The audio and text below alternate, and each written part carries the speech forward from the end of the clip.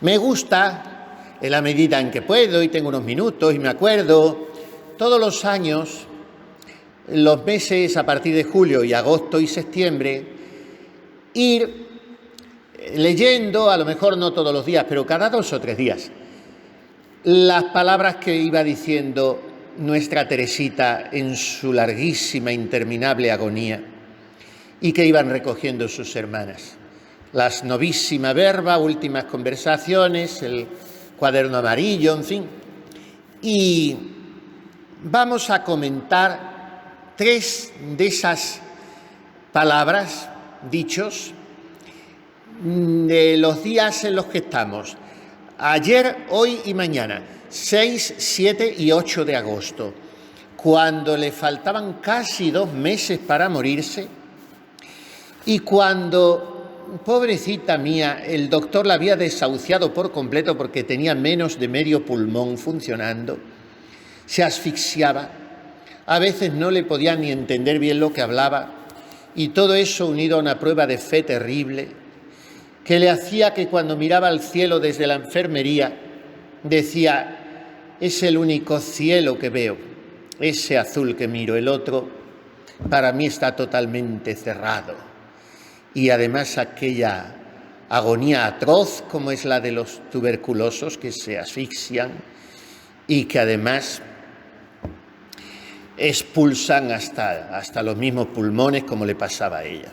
Bueno, pues en medio de eso nos da unas lecciones hasta el final de abandono, de confianza infantil, de despreocupación en el mejor sentido de la palabra, de gozo en la propia pobreza, de gozo en la pobreza. ¿Qué será morirse? ¿Qué será verse al fin de una vida y poder decir qué alegría tener las manos vacías? No poder apoyarme en nada. Pues a eso nos enseña Teresita. Por eso es tan especial y por eso la queremos con toda el alma. No puedo apoyarme en nada, dijo el día de la Transfiguración, aniversario de la fecha en que se había consagrado a la Santa Faz, con su hermana Celina y su novicia María de la Trinidad. No puedo apoyarme en nada, en ninguna de mis obras, para tener confianza. Esto es, como dicen ahora, muy fuerte. No era un monjío largo el suyo, 9 años de convento, pero qué 9 años tan llenos, tan intensos, tan fieles, tan cuidadosos de las cosas pequeñas, tan amantes del silencio, tan pobres, tirad esa porquería, dijeron cuando recogieron sus alpargatas, que daba hasta asco echarlas al fuego. ¡Qué 9 años de obediencia! No entrando además en el trienio entero en que su hermana fue priora en su celda para confidenciarse un poco con ella. Y en fin, y dice que no se puede apoyar en nada, que todas sus obras habían sido imperfectas, que no recordaba haber rezado bien el oficio de difuntos nunca, porque había caído en tantas omisiones. Pero esta pobreza fue para mí una verdadera luz, una verdadera gracia. Pensé que en toda mi vida nunca había podido pagar una sola de mis deudas para con Dios, pero que si quería, esto podía ser para mí una verdadera riqueza y una fuerza. Entonces hice esta oración: Dios mío, te suplico que pagues tú la deuda que tengo contraída con las almas del purgatorio, pero hazlo a lo Dios, para que de ese modo sea infinitamente mejor que si yo hubiese rezado mis oficios de difuntos. Y me acordé con gran dulzura de estas palabras del cántico de San Juan de la Cruz: y toda deuda paga. Se siente una paz tan grande al saberse uno tan absolutamente pobre y al no contar más que con Dios. Qué distinto es esto a lo que nos han enseñado. ¿Cómo está en los antípodas de esa espiritualidad voluntarista que piensa conquistar la santidad a fuerza de puños, que se desanima cuando no cumple, que es víctima del desaliento cuando echa un borrón en su folio. Qué poco evangélico es todo eso. Y no tiene que ver absolutamente nada con el omen novum, el caminito enteramente nuevo que vino a enseñarnos Teresita. La felicidad al saberse pobre. Y decimos muchas veces, porque somos un poco tributarios de los estereotipos, soy una calamidad, está pobre, está miserable. Bueno, primero que lo digamos con verdad. Eso significa que cuando te lo diga el otro, te goces en eso. Pero segundo, que lo digamos sonriendo, el saberse pobres. Esa es la sabiduría evangélica, porque es que además es la primera bienaventuranza. Bienaventurados los pobres en el espíritu, porque de ellos es el reino de los cielos. No dice bienaventurados los pobres materiales, sino los que se gozan en ser hasta pobres de virtudes, pobres de santidad, y se alegran de que el otro sea más santo. Pues esto es lo que nos enseña Teresita. Se siente una paz tan grande al saberse uno tan absolutamente pobre y al no contar más que con Dios. Y un poco después, en ese mismo día 6 de la Transfiguración, nos da Teresita, ya a última hora del día por la noche, cuando las monjas estaban rezando maitines, lo que yo considero quizá el vademecum más completo para vivir la infancia espiritual. Por la noche, dice la Madre Inés, durante maitines, le pregunté qué entendía ella por ser siempre una niñita delante de Dios. Me respondió, mire las características de la infancia espiritual según Teresita. Me respondió, es reconocer la propia nada y esperarlo todo de Dios, como un niñito lo espera todo de su padre. Es no preocuparse por nada, ni siquiera por ganar dinero.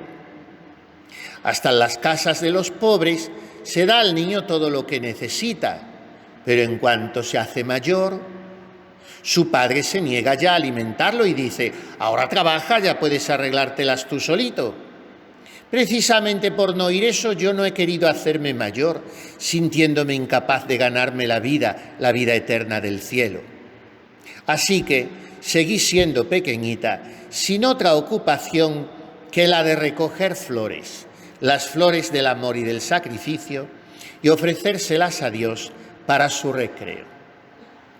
De manera que ser niño, según ella, es, primero, reconocer la propia nada. No es decir, repito, soy una calamidad, soy un desastre o soy una miserable, porque eso es ser algo. El que es una calamidad es porque es algo. El que es un miserable es porque posee muchas miserias. El que es un pecador es porque tiene una historia de pecado. No. Lo de Santa Teresita es más sabio, más realista. Yo lo que soy es una nada y reconozco mi propia nada. Y como no tengo nada, Dios nuestro Señor en mí tiene que serlo todo. Y por eso yo vivo feliz, porque me lo hacen todo. Me llevan en brazos. Os suplico, oh Dios mío, que vos mismos seáis mi santidad. Esta es su súplica en el acto de ofrenda al amor misericordioso. No es esa oración que nosotros solemos hacer. Dios mío, deseo ser santo, ayudadme a ser santo. No. Si no soy nada, No puedo ser santo. La única santidad que existe es la tuya, Dios mío. Yo tendré que participar de ella. Me la irás regalando a cada minuto. Entonces, la primera característica de ser niño, reconocer la propia nada y, por tanto, esperarlo todo de Dios. Como un niño lo espera todo de su padre. El niño no se preocupa por ganar dinero, no tiene edad de trabajar, no puede cobrar nada. Sabe que al final de la semana su papá le dará las moneditas que necesita para los cortos gastos que tiene que hacer, porque la alimentación, el vestido, el agua y la luz la tiene cubiertas. Pues entonces el niño vive abandonado y no está preocupado, nada le quita el sueño, nada le inquieta, nada le perturba y está siempre feliz. Esa es la vida de infancia. Y un error de los niños, más bien ya de los adolescentes, es que quieren ser mayores. Y Teresita dice, yo no quiero ser mayor, porque si me hago mayor me va a decir mi papá, ahora arréglatelas tú sola. No, que siga él haciéndolo todo en mí. Por tanto, primero, felicidad por la propia nada y esperarlo todo de Dios. Eso sí, aunque no tengo que hacer nada, sí tengo una sola ocupación, segunda característica de la vida de infancia: recoger flores, las flores del amor y del sacrificio, y ofrecerlas a Dios para su recreo. Tercera característica, esto se lo dice ella espontáneamente, desde su lecho de enferma a su hermana que está cuidándola una noche.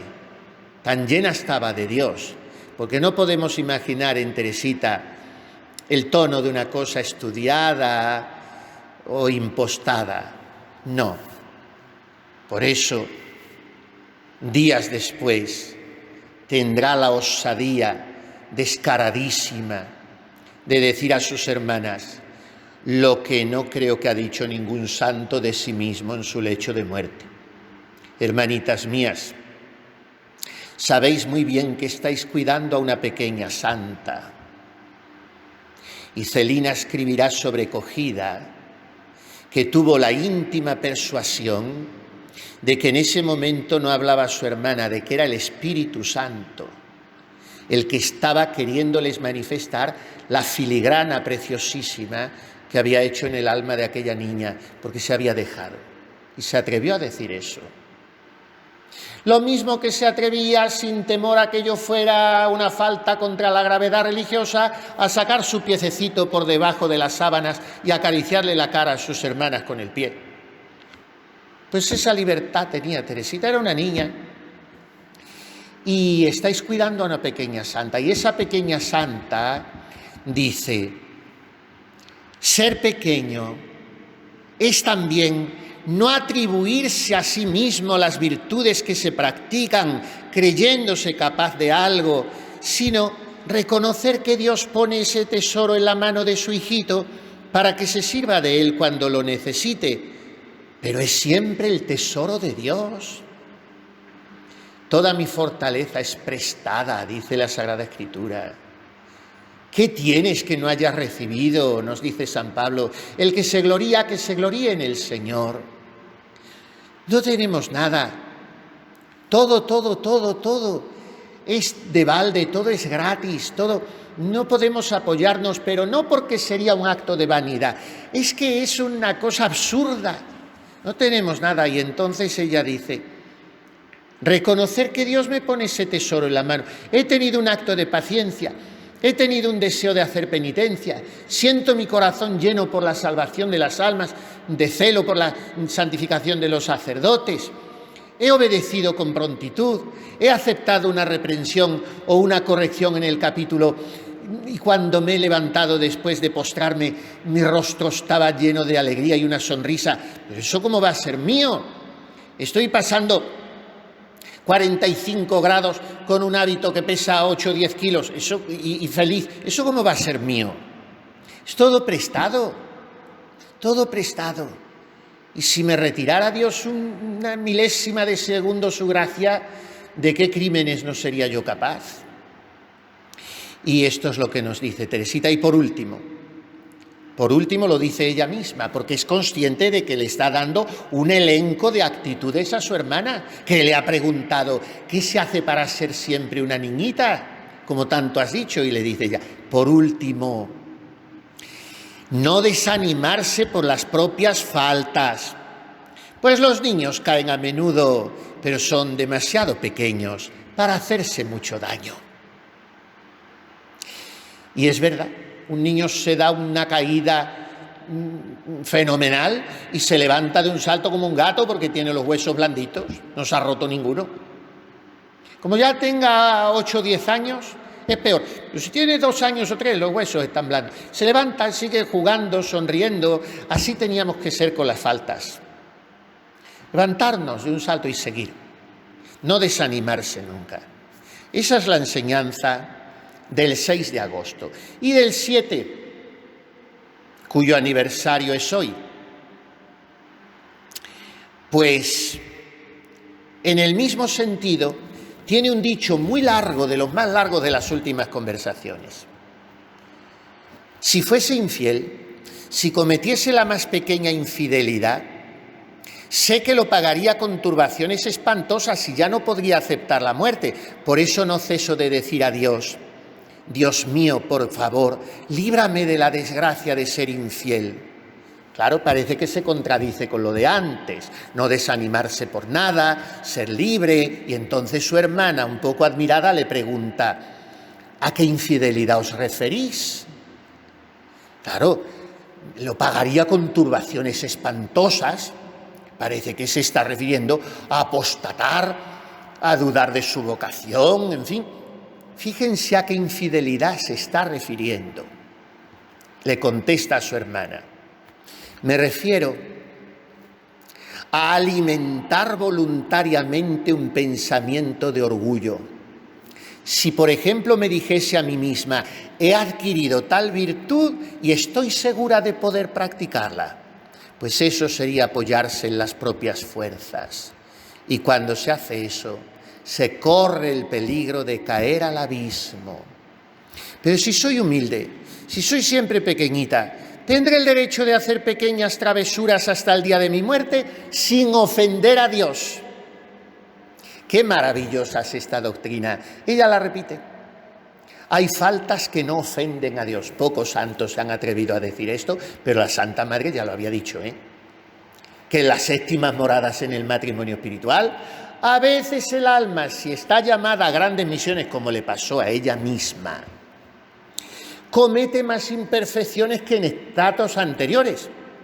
La Santa Madre tenía que habérselas con los obispos, con los nuncios, con las fundaciones, con los negocios, con los pagos, y a veces tenía sus impaciencias y sus cosas. No ofendía a Dios, eso ya no rompe la unión con Dios, porque la voluntad ya no participa en eso, no hay... Además son cosas a veces temperamentales, circunstanciales, y Santa Teresita lo dice. Hay faltas que no ofenden a Dios. ¿Cuáles son las del niño? Que comete una travesura y su padre le va a reñir y antes de poner mala cara le traiciona el corazón, le sonríe y el niño ve que se le viene a los brazos a abrazarle y el padre se lo come a besos. Pues ya está, no hay más. Eso es lo que dice. Mira a los niños. Están siempre rompiendo cosas, cayéndose, a pesar de querer muchísimo a sus padres. Cuando yo caigo de esa manera, compruebo todavía más mi propia nada y me digo a mí misma, ¿qué no haría yo? ¿A qué extremos no llegaría si me apoyase en mis propias fuerzas? Y dice, comprendo muy bien que San Pedro cayera, porque confiaba en sí mismo, en vez de confiar únicamente en la fuerza de Dios. El otro día me confesé y me pusieron de penitencia que meditara unos minutos en el Evangelio del día, que era San Pedro andando sobre las aguas y luego hundiéndose. Y me dijo el sacerdote, ¿cómo hizo el ridículo el pobre? Por confiar en sus propias fuerzas. ¿Cómo hizo el ridículo? ¿Y cómo tenemos nosotros que aprender a decir a Jesús, llúveme venire a te, mándame ir a ti, pero que yo solo no voy a tomar la iniciativa porque me hundo? Mándamelo tú. Y dice Santa Teresita, comprendo bien al pobre San Pedro. Confiaba en sus propias fuerzas. Si hubiese dicho humildemente a Jesús, concédeme fuerzas para seguirte hasta la muerte, las habría obtenido inmediatamente. Y es verdad, rezamos poco en este sentido, de pedir gracia a Dios para todo lo que vamos a hacer. Nuestro primer movimiento, nuestro primer pensamiento es, no puedo, o por el contrario, yo puedo. Y los dos pensamientos están mal. Se trata de pedir gracia a Jesús para todo. Y fíjese lo que dice a continuación, qué consolador es esto. Me ha hecho un bien. De estas otras cosas recordaba haberlas leído en Teresita, porque la he leído desde niño. Pero esto que voy a decir ahora nunca lo recordaba haberlo leído. Y me ha gustado mucho redescubrirlo. Estoy convencida también de que nuestro Señor no hablaba más a sus discípulos con sus enseñanzas y con su presencia sensible de lo que hoy nos habla a nosotros con las inspiraciones de su gracia. Suena un poco también a la Santa Madre. Me reía entre mí cuando algunos decían que hubieran querido ser en el tiempo en que nuestro Señor andaba en el mundo. Yo no, pues le tenemos en la Eucaristía, yo no le echo de menos. Y dice Teresita, lo que Jesús nos va diciendo y la compañía que nos hace con su gracia no es menor que su presencia sensible y sus palabras a sus apóstoles. No es menor.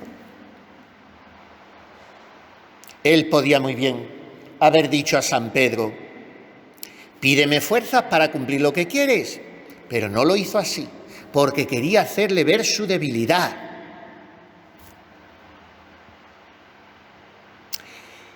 Nuestro Señor le dijo antes de su caída, cuando te recobres, da firmeza a tus hermanos, con lo cual quería decirle, persuádeles con tu propia experiencia de la debilidad de las fuerzas humanas. Vamos al tercer pensamiento ya del día siguiente, del 8. Y vamos a ver cómo esta niña, tan dulce, tan encantadora, tan delicada, tan femenina, tan tierna, es una barra de acero. Como dice el cardenal Albino Luciani, después Juan Pablo I, en aquel librito tan lindo y tan sugerente que se compuso con las cartas que él escribía cada domingo a sus diocesanos como patriarca de Venecia. Eran unas cartas imaginarias que él dirigía a un personaje histórico, a un descubridor, a un literato, a un inventor, a un actor y a un santo. Y se titula ese librito, que habrán leído, claro, Ilustrísimos Señores. Y uno de los santos a los que dirige su cartita semanal, preciosas todas, y manifestativas de un hombre muy culto, pues es Teresita. Y en esa carta le dice, qué engañado estaba yo contigo, niña, porque me dijeron eso, que eras una pequeñuela, muy dulcecita, muy francesa, muy florida y muy romántica. Y cuando te leí, caíste sobre mí como una barra de acero, porque tu fortaleza me sobrecogió. Todo vino en Teresita, bueno, vino de muchas cosas. Vino de una familia santa, vino de una predestinación de la providencia colosal, vino de una serie de causas segundas que contribuyeron en su vida porque estuvo rodeada de santas, vino de una inteligencia clarísima porque tenía un entendimiento soberano Teresita, vino de un equilibrio y de una ponderación y de una ecuanimidad admirabilísimas, y en fin, que era una superdotada, intrínseca y extrínsecamente, por su familia, por sus circunstancias sociales, históricas, la Francia de entonces, en fin. Pero todo eso sin su cooperación a la gracia hubiera quedado baldío, como ha quedado en muchas almas valiosísimas. Y todo vino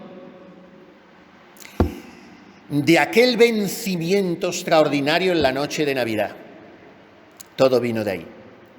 Había superado la crisis de la muerte de su madre con su consiguiente cambio de carácter que la hizo tímida, retraída, asustadiza. Había superado la crisis terrible, en parte psíquica, en parte orgánica, en parte diabólica, de su enfermedad inexplicable a los 10 años y la sonrisa de la Virgen que la curó. Pero no había superado su inmadurez de niña tonta, sensibilísima, susceptible y de una afectividad ingobernable. Y esa la superó la noche de Navidad. Y eso fue su antes y su después. Y cuando no se resolvió toda ella en un diluvio de lágrimas, al escuchar a su padre decir cuando bajaba ella a la escalera, ya está bien de la pamema esta, de los zapatos de la niña todos los días de Navidad, como si no tuviera ya 13 años, claro, las otras hermanas ya tenían 20, y seguían haciendo la comedia de los zapatitos y el niño Jesús y los regalos, y dijo el padre, ya está bien de esto, a ver si terminamos ya de esta historia. Y ella que lo oye y se muere de pena, y una niña sensibilísima, y cómo lo cuenta, me sobrepuse a mí misma, dominé mis lágrimas, adopté un aire de reina y bajé la escalera sonriendo como si no hubiera oído nada. Y aquello fortaleció mi corazón de tal manera que desde entonces caminé de victoria en victoria. Y de niña se hizo un ánimo absolutamente varonil, esforzado e imbatible.